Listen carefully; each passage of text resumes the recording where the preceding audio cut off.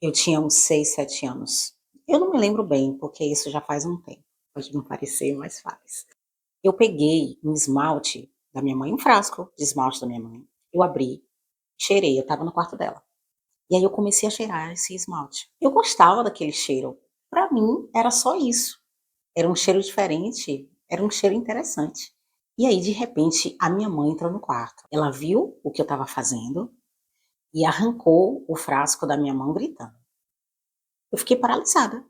E eu não entendi nada. Eu fiquei com aquela sensação esquisita de que eu tinha feito algo muito errado, mas eu não sabia o quê.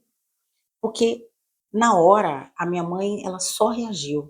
Hoje, adulta, eu entendo o que aconteceu. Ela estava com medo. Medo de que aquele cheiro me causasse algum efeito. Medo de que eu ficasse dependente e aquilo me fizesse mal. O medo dela era real. Mas o que chegou até mim não foi proteção, foi confusão, foi susto, foi a sensação de que eu tinha feito algo errado, mas eu não sabia o porquê. Ela não explicou o porquê que eu não deveria fazer aquilo. E é exatamente sobre isso que eu quero falar com você hoje. Porque esse momento que eu acabei de descrever a você agora, ele acontece todos os dias, em várias casas, só que de forma diferente, em casas diferentes, com mães que amam seus filhos de verdade. Meu nome é Nayane Araújo, enfermeira, pós-graduanda em neurociências e comportamento, e trabalho com consciência emocional, especialmente com mães. Não venho aqui dizer o que você está fazendo de errado. Venho aqui te convidar a olhar para dentro, porque acredito que quando a gente entende as próprias reações, a gente começa a escolher diferente. E essa escolha muda tudo para você e para o seu filho. Deixa eu te fazer uma pergunta. Quando o seu filho faz algo que te irrita, você costuma ter a certeza de que a sua reação ela foi justa? Você tinha que agir daquela forma? Que ele precisava ouvir aquilo? Que alguém tinha que corrigir? A maioria das mães tem. E na maior parte das vezes, elas estão mesmo certas em corrigir. Só que tem uma diferença. Só que tem uma diferença entre corrigir e reagir. Corrigir vem de um lugar tranquilo. Você vê aquilo que aconteceu, entende que o seu filho precisa aprender e age a partir disso. Agora, reagir é diferente. Reagir é quando algo em você é ativado antes de você pensar, quando a resposta já saiu antes de você escolher. E o sinal não é necessariamente a culpa que você sente depois, nem a percepção de que foi longe demais. O sinal, ele é mais sutil. É quando a intensidade do que você sentiu, ela não combina com o que aconteceu. O seu filho, ele derramou água, e aí você sentiu aquela fisgada, aquela raiva no peito. Ele insistiu numa coisa simples, e você sentiu uma irritação que vai além da situação. Ele pediu ajuda, e aí veio uma impaciência que nem você esperava. Eu não estou dizendo que você errou. Eu estou dizendo que quando isso acontecer, vale a pena se perguntar de onde isso veio. Porque na maioria das vezes, aquela reação, ela não começou ali. Quando a gente age de forma desproporcional, geralmente há uma história por trás. Uma memória, uma crença, uma ferida que não fechou. E o seu filho, naquele momento, quando fez uma dessas situações que eu citei, ou qualquer outra que chegue, que te irrite, ele só tocou nela, ele só tocou naquela ferida. E isso tem nome. Isso se chama herança emocional. Herança emocional. É o conjunto de crenças, de padrões, de reações emocionais que a gente absorveu lá atrás. na nossa infância, da nossa família, da forma que nós fomos criadas, que carregamos até hoje, muitas vezes sem nem perceber. Não é um conceito complicado. É algo que provavelmente você já sentiu, mas você só não sabia o nome. A herança emocional, ela não chega com aviso. Ela não diz: atenção, agora você está repetindo o padrão da sua mãe. Ela só age no automático, rápido, e parece completamente justificado naquele momento, no momento da sua reação. Deixa eu te mostrar como isso acontece na prática. Seu filho, ele pede ajuda a você por algo que parece simples. Aí você pensa: não, ele consegue. Não, ele consegue. Ele só está com preguiça. Aí a impaciência vem rápido. Você gostaria que ele fizesse aquilo sozinho. Mas você já parou para pensar por que aquilo te incomoda tanto? Por que você não tem uma reação tranquila? Por que tem uma intensidade ali? Por que tem uma intensidade nesta reação? Ou então, você exige que o seu filho seja forte, que não chore, que ele se vire. Parece que você está formando caráter. Mas por que a fraqueza dele te afeta tanto? Mas por que a fraqueza dele te afeta dessa forma? Por que dói vendo ele recuar? Ou o silêncio. Quando ele erra, você endurece, fica distante, parece que está dando uma lição. Mas por que aquele erro específico está gerando está gerando esse distanciamento? Eu quero mesmo te convidar a pensar, porque quando a gente pensa, quando a gente se questiona, não é? A gente passa a ter consciência. E aqui não há resposta certa, não há resposta imediata, mas elas apontam para a mesma direção. Às vezes não é sobre o comportamento do seu filho, é sobre o que aquilo desperta em você. Mas tem um outro lado disso, e esse é muito mais difícil de ver, porque até agora eu falei sobre mães que repetem o que viveu, mas tem mães que fazem completamente o oposto. Cresceram com falta e prometeram que não iam fazer o mesmo com o filho. E foram criadas com rigidez e decidiram que com os filhos seriam mais suaves, que sentiram falta de presença e decidiram que com os filhos estariam presentes em tudo.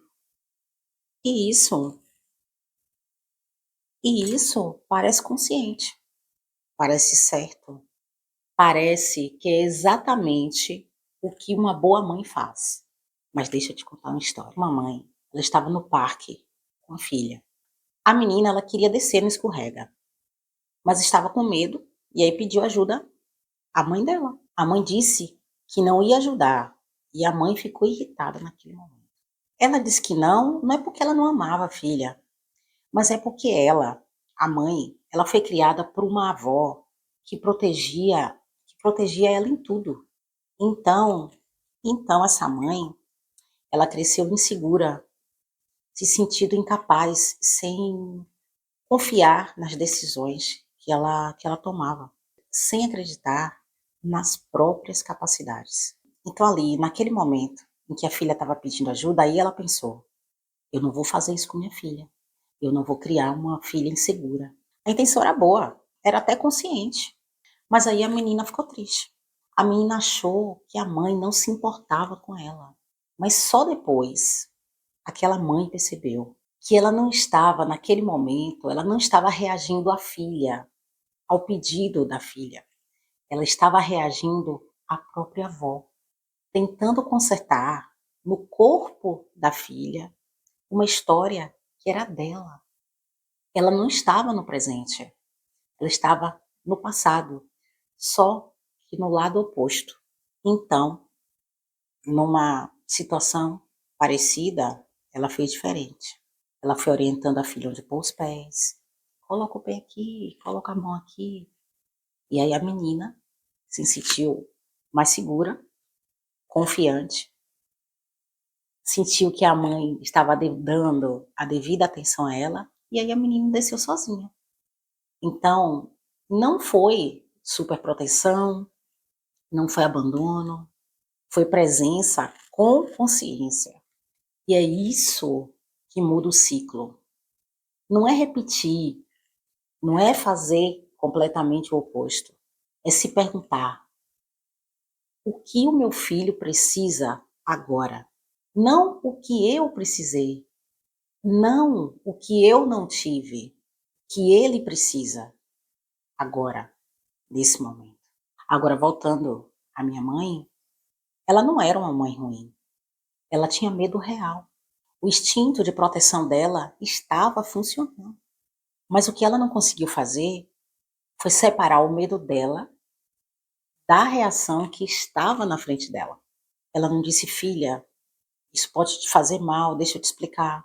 Ela só reagiu com o que estava disponível dentro dela naquele momento. E o que tinha disponível era susto, era o reflexo automático, era a herança emocional dela em ação. Resultado?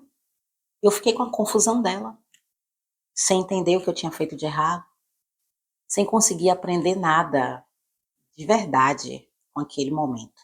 Eu só aprendi que certas reações da minha mãe eram imprevisíveis e que eu precisava ter cuidado. E não é isso que você quer transmitir para o seu filho.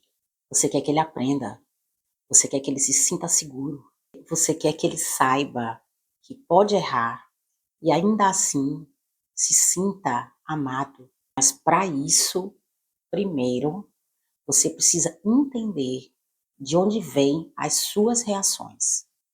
Então, como é que você sabe que é o passado reagindo e não o momento presente? Presta atenção nesses sinais. Primeiro, a intensidade ela não combina com a situação. Ela não combina com o tamanho do que aconteceu. Seu filho derramou água e você sentiu algo que não combina com a água derramada. A situação, ela era pequena, mas o que você sentiu não era. Segundo, você se sente tomada muito rápido. É uma, é uma coisa que vem, que quando você vê, você já está sentindo aquilo. Como se você não tivesse tempo de pensar. Como se algo tivesse assumido o controle assim por um segundo. A sua reação, ela saiu antes da escolha. Terceiro, depois que passa, aí aquilo fica na sua cabeça. Você fica ali, remoendo, com culpa. Ou então você fica com aquela sensação de que foi além do que queria ir, sabe? Como se tivesse algo ali que ainda não resolveu. Quarto, outras pessoas ao redor, elas não reagiram como você. Por exemplo, a mesma situação da água, o seu filho derramou, e aí o seu marido, ele vê aquela situação, mas ele não tem a mesma reação que você. O marido, ou a irmã, ou qualquer outra pessoa. Ela vê aquilo e não vê como você. Uma outra pessoa, uma amiga, ela teria passado por cima, mas em você gerou algo diferente. Isso não é coincidência. É o sinal de que aquela situação tocou em algo que é seu, não da situação em si. Se você se identificou com alguns desses sinais, isso não é fraqueza. É o começo da consciência. Agora, a pergunta que eu imagino que você deve estar se fazendo. Tá, Nayane, mas aí o que é que eu faço com isso? Primeira coisa, e a mais importante, você não precisa ter resolvido tudo para agir diferente. A consciência, ela já é o movimento. A consciência por si só já é o movimento. Quando você percebe que aquela situação veio de um lugar antigo, mesmo que seja depois, mesmo que seja horas depois, você já está quebrando o ciclo. Porque o ciclo se mantém no automático na ausência da consciência.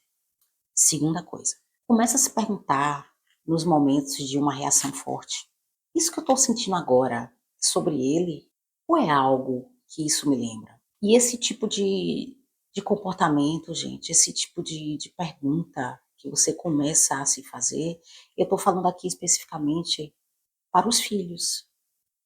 mas você pode levar isso para qualquer área da sua vida.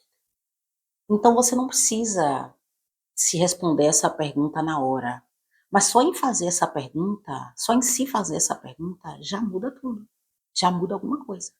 Terceira coisa, repara no padrão. Eu falo sempre aqui em padrão, mas se a mesma situação ela te ativa sempre, se o mesmo comportamento do seu filho gera a mesma reação em você, não é coincidência, é um fio. E esse fio te leva a alguma coisa que vale a pena você olhar. Agora voltando ao início, aquela menina que estava com o frasco de esmalte na mão, ela não entendia nada do que estava acontecendo. Ela só queria cheirar o esmalte. E o que ficou para ela não foi aprendizado, não foi aprendizado, foi confusão, foi medo. Hoje, sendo mãe, eu me pego em situações que eu quero agir rápido, que vem aquela emoção assim, súbita, onde o reflexo, ele quer falar mais alto. Eu nem sempre consigo pausar, nem sempre eu acerto, mas eu sei fazer a pergunta: isso é sobre o Santiago ou é sobre mim? Como eu disse, eu passei a fazer isso em todas as áreas da minha vida. E essas perguntas já mudaram muita coisa.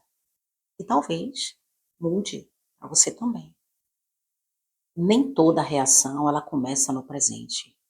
Algumas começam muito antes do seu filho nascer. Se esse vídeo te tocou em algo, comenta aqui embaixo, me deixa saber qual é o comportamento do seu filho que mais te ativa, que mais te tira assim do prumo. Não precisa explicar tudo, deixa só uma palavra. Compartilha com uma mãe que você acha que precisa ver isso. E se inscreve no canal, porque aqui a gente fala sobre uma coisa só: interromper o que foi herdado.